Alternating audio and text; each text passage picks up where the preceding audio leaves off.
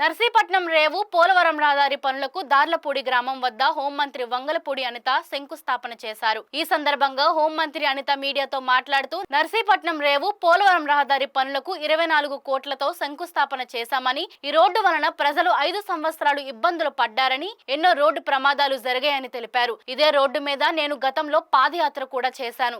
ఇప్పుడు ఈ ప్రాంత ప్రజలు ఊపిరి పీల్చుకున్నారన్నారు. సంక్రాంతికి కొన్ని రోడ్లు గుంతలు లేకుండా పూర్తి చేస్తున్నామని చెప్పారు. గత 5 సంవత్సరాలుగా పంచాయతీల్లో ఒక్క రోడ్డు కూడా వేయలేదని మండిపడ్డారు. ప్రజలకు ఏ కష్టం లేకుండా చూసుకునే బాధ్యత ప్రభుత్వానిదని, త్వరలో ఇందేసమ్మ వాక రోడ్డు కూడా పూర్తి చేస్తామని హామీ ఇచ్చారు. గతంలో నేను ఎమ్మెల్యేగా ఉన్న సమయంలో ఈ నియోజకవర్గంలో అభివృద్ధి పనులు జరిగాయని, మరలా ఇప్పుడు అభివృద్ధి పనులు జరుగుతున్నాయని అన్నారు. ఈ కార్యక్రమంలో అనకాపల్లి జిల్లా కలెక్టర్ విజయ్ కృష్ణన్, రాష్ట్ర రహదారుల అభివృద్ధి కార్పొరేషన్ చైర్మన్ ప్రగడ నాగేశ్వరరావు తదితరులు పాల్గొన్నారు.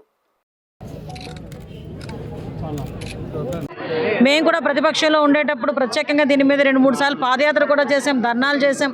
ఈ రోడ్డుని ఎలాగైనా వెయ్యాలని చెప్పేసి ఆ రోజు పట్టుబట్టాం. కాకపోతే లాస్ట్ 5 సంవత్సరాల పరిపాలనలో కనీసం ఒక గొంతు పోడ్చడానికి కూడా ఒక తట్టమట్టి తీసుకొచ్చిన పాపాను కూడా పోలే. ఆ రోజు మేము ఎన్నికల క్యాన్వాసింగ్లో భాగంగానే ఆ రోజు మేము ప్రామిస్ చేయడం జరిగింది. గౌరవ చంద్రబాబు నాయుడు గారి నాయకత్వం తెలుసు కాబట్టి, పవన్ కళ్యాణ్ గారి కార్యదక్షత తెలుసు కాబట్టి ఆ రోజు మేము మాట ఇవ్వడం జరిగింది. 6 నెలల లోపే ఈరోజు మేమందరం కూడా ఆ రోడ్డు వేయించే పరిస్థితి మేము తీసుకొస్తామని చెప్పాం.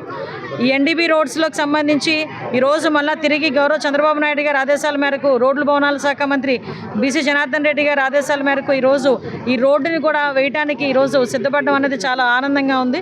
దీనికి సుమారుగా 24 కోట్ల రూపాయలు ఈ రోడ్డుకి శాంక్షన్ అయింది. ఈ రోడ్డు వరకు కూడా ఆల్రెడీ ఈ రోజు నుంచి స్టార్ట్ కూడా జరుగుతుంది. చదువు అవగాహన ఉన్న వాళ్ళకి ఏ రోడ్లకి టోల్ గేట్ పెడతారన్న సంగతి అర్థం అవ్వాలి. విషయం ఏంటంటే పీపీపీ మోడల్లో ఉన్న వాళ్ళకి అది కూడా highways, it's not highway, RNB road.